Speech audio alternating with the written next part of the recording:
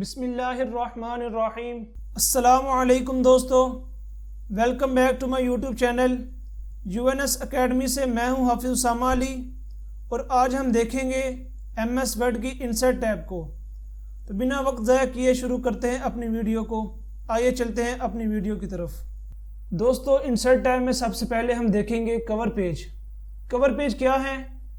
Cover page consist of document title, picture, company logo और some other information related to document file. अगर आप अपनी document file का title add करना चाहते हैं या आप अपनी कंपनी का लोगो ऐड करना चाहते हैं तो आप कवर पेज को ऐड करेंगे। कवर पेज को ऐड करने का तरीका क्या है कि आपने इंसर्ट टैब पर आना है, कवर पेज पर क्लिक करें। यहाँ आपको कुछ डिज़ाइन बनाकर दिए गए हैं। अगर आप इनमें से कोई यूज़ नहीं करना चाहते तो आप ऑनलाइन भी यूज़ कर सकते हैं, ये आप अपना भी बना सकते हैं। अभी मैं इसको यूज़ करता हूँ। डॉक्यूमेंट टाइटल में हम अपनी जो भी फाइल हैं उसके मुतालिक जो टाइटल हैं वो ऐड करते हैं। मैं ऐड करता हूँ असाइनमेंट। डॉक्यूमेंट सब टाइटल में आप अपना सब्जेक्ट ऐड कर सकते हैं। मैं ऐड करता हूँ फिजिक्स। से नीचे आ जाए तो आप डेट, कंपनी का नेम या कंपनी का एड्रेस भी ऐड कर सकते हैं। अगर आप इनमें से किसी को रिमूव करना चाहते हैं तो सिंपली आप इसको सिलेक्ट करें और कीबोर्ड से बैक स्पेस दबा दें, यह आपका डिलीट हो जाएगा। तो इसके बाद हमारे पास आता है ब्लैंक पेज। ब्लैंक पेज क्या है? अगर हम कहीं पर भी कोई पेज ऐड करना चाहते हैं तो हम ब्लैंक पेज की मदद से ऐड कर सकते हैं। अभी इस वक्त मेरी फाइल के 2 पेजेस हैं।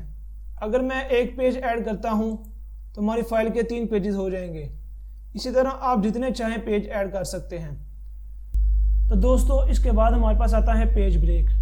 पेज ब्रेक क्या काम करता है कि अगर हम एक पेज पर कुछ टेक्स्ट लिख रहे हैं तभी हमारा वो पेज ख़त्म नहीं हुआ, हम चाहते हैं कि हमारा जो बाकी का टेक्स्ट है वो नेक्स्ट पेज से स्टार्ट हो, तो इस काम के लिए हम पेज ब्रेक को यूज़ करते हैं। पेज ब्रेक को समझने के लिए हम कुछ टेक्स्ट यहाँ पर इंपोर्ट कर लेते हैं।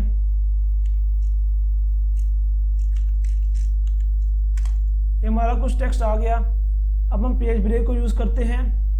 मैं यहाँ पर लाकर सबसे पहले कर्सर को रखूँगा जहाँ पर मैं पेज ब्रेक को ऐड करना चाहता हूँ। उसके बाद मैं पेज ब्रेक को भी क्लिक कर सकता हूँ। यहाँ पे कीबोर्ड से Ctrl+Enter भी दबा सकता हूँ। मैं यहाँ से इसको क्लिक करता हूँ तो देखिए हमारा जो कर्सर है वो नेक्स्ट पेज पर आ गया। अब मैं यहाँ पर कुछ लिख लेता हूँ।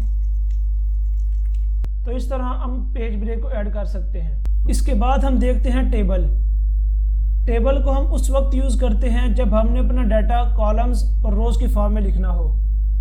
टेबल को ऐड करने के लिए आपने टेबल पर आना है। यहाँ से आप नंबर ऑफ़ कॉलम्स और नंबर ऑफ़ रोज़ ऐड कर सकते हैं। इसके अलावा आप इंसर्ट टेबल पर आएँ।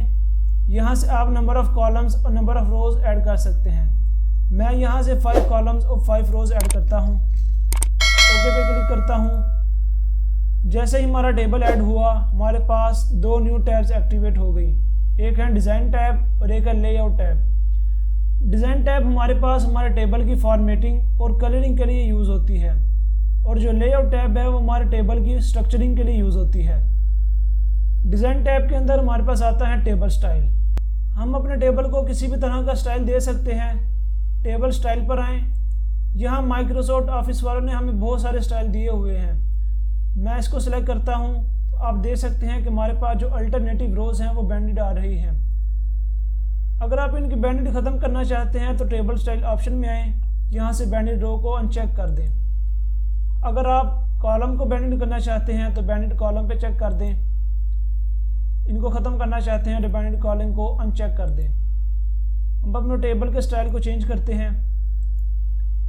आप देख सकते हैं कि हमारे पास जो फर्स्ट रो और जो फर्स्ट कॉलम है वो हाईलाइटेड आ रहा है। ये नॉर्मल हमारे पास हेडिंग के लिए यूज़ होता है। अगर आप इनको ख़त्म करना चाहते हैं तो आप टेबल स्टाइल ऑप्शन में आएँ, हेडर रो को अनचेक करें, फर्स्ट कॉलम को अनचेक करें, तो आपका देखिए सिंपल सा टेबल बन गया। अगर आप लास्ट कॉलम को हाईलाइट करना चाहते हैं तो लास्ट कॉलम पे क्लिक करें। अगर आप लास्ट रो को हाईलाइट करना चाहते हैं तो टोटल रो को चेक करें। इसके बाद आता है बॉर्डर्स। आप अपने टेबल को किसी भी तरह का बॉर्डर दे सकते हैं। पहले अपने टेबल को सिलेक्ट करें, बॉर्डर पर आएँ। जिस तरह का बॉर्डर देना चाहते हैं बॉर्डर दे सकते हैं। आप यहाँ से इसकी विड्थ को भी कम या ज़्यादा कर सकते हैं। यहाँ से आप स्टाइल सेलेक्ट कर सकते हैं। इसके बाद आता है लेआउट। लेआउट पर जाने से पहले हम अपने टेबल का स्टाइल चेंज करते हैं। लेआउट पर जाते हैं। लेआउट में सबसे पहले आता है सिलेक्शन टूल। जैसा कि नाम से ही जाहिर है कि सिलेक्शन टूल सिलेक्शन के लिए यूज़ होता है। आप इससे एक सेल, एक कॉलम, एक रो या पूरा टेबल भी सिलेक्ट कर सकते हैं। इसके बाद आता है ग्रिड लाइन। अगर आपके टेबल में रोज़ और कॉलम विजिबल नहीं है तो आप ग्रिड लाइन को ऑन कर सकते हैं। ग्रिड लाइन का फ़ायदा ये है कि ये प्रिंटिंग में प्रिंट नहीं होगा। इसके बाद आता है प्रॉपर्टीज़। जब आप प्रॉपर्टीज़ पर क्लिक करेंगे तो आपके सामने ये डायलॉग बॉक्स ओपन होगा, जिसमें सबसे पहले आता है टेबल। टेबल का साइज़ आप क्या रखना चाहते हैं। उसके बाद आता है अलाइनमेंट। अलाइनमेंट पर हम पहले भी बात कर चुके हैं। अलाइनमेंट 3 तरह की होती है, लेफ्ट अलाइनमेंट, सेंटर अलाइनमेंट या राइट अलाइनमेंट। उसके बाद आता है टेक्स्ट टाइपिंग। टेक्स्ट टाइपिंग से मुराद ये है कि आपके टेबल और टेक्स्ट की पोजीशन क्या होनी चाहिए। अभी इस वक्त ये जिस पोजीशन में है ये बता रहा है कि आपका टेबल ऊपर होगा और उसके बाद आप जो टेक्स्ट लिखेंगे वो अगली लाइन में होंगे, मतलब उसके नीचे वाली लाइन में होंगे। उसके बाद अराउंड के आप टेबल के दोनों साइडों पर टेक्स्ट लिखना चाहते हैं। इसके बाद रो का साइज़ बताया गया है कि आप यहाँ से रो का साइज़ चेंज कर सकते हैं, कॉलम का साइज़ चेंज कर सकते हैं। इसके बाद आता है ड्रॉ। ड्रॉ टेबल के काम करता है कि आपने अगर कहीं पर भी कोई एक सेल ऐड करना है, कोई एक टेबल ऐड करना है तो आप ड्रॉ टेबल से ईजिली कर सकते हैं। मिसाल के तौर पर अगर मैं यहाँ पर एक टेबल ड्रॉ करता हूँ तो यहाँ पर ऐड हो जाएगा। इसके अंदर भी हम ऐड कर सकते हैं, इसके साथ हम जितने चाहें ऐड कर सकते हैं। इसके साथ ही आपके पास इरेजर टूल है। इरेजर टूल का काम करता है कि आपने अगर कोई सेल रिमूव करना है या किसी 2 सेल्स को एक सेल में कन्वर्ट करना है तो आप इससे ईजिली कर सकते हैं। मिसाल के तौर पर अगर मैं इसको सिलेक्ट करता हूँ तो वो ये इसको रिमूव कर देगा। अगर इसको सिलेक्ट करता हूँ तो ये भी रिमूव हो जाएगा। इसके बाद डिलीट भी सेम यही काम करता है कि आपने अगर कोई सेल, कोई रो या कोई कॉलम डिलीट करना है तो आप इस डिलीट बटन से कर सकते हैं। इसके बाद आता है इंसर्ट। इंसर्ट के काम करता है कि आपने अगर कहीं पर भी कोई रो ऐड करनी है, कोई कॉलम ऐड करना है तो आप इसे ईजिली कर सकते हैं। रोज एंड कॉलम्स के बाद हमारे पास आता है मर्ज। 2 या 2 से ज़्यादा सेल्स को इकट्ठा करना हो तो हम मर्ज सेल यूज़ करते हैं, या अगर हमने किसी सेल को डिवाइड करना हो तो हम स्प्लिट सेल यूज़ करते हैं। अगर मैं अपने टेबल की फर्स्ट रो को सिलेक्ट करता हूं और मर्ज सेल पे क्लिक करता हूं तो आप देख सकते हैं कि अब ये एक सेल बन चुका है। इसी तरह अगर मैं इस सेल को डिवाइड करना चाहूं तो मैं स्प्लिट सेल पे क्लिक करूंगा। यहाँ आप नंबर ऑफ़ कॉलम्स, यहाँ आप नंबर ऑफ़ रोज़ ऐड कर सकते हैं। मैं अभी यहाँ पर 2 ऐड कर रहा हूँ और नंबर ऑफ़ रोज़ 1 ऐड करता हूँ। ओके पे क्लिक करता हूँ तो आप देख सकते हैं कि हमारे पास अब नंबर ऑफ़ सेल्स यहाँ पर 2 बन चुके हैं। इसी तरह अगर मैं अपने टेबल को स्प्लिट करना चाहूँ तो मैं यहाँ पर लाकर कर्सर को रखूँगा और स्प्लिट टेबल पे क्लिक करूँगा तो आप देख सकते हैं कि हमारा टेबल भी स्प्लिट हो गया है। अब हम करते हैं इसको अंडू। लेआउट में मर्ज के बाद हमारे पास आता है सेल साइज। सेल साइज को समझने के लिए मैं यहाँ पर कुछ डाटा लिख लेता हूँ।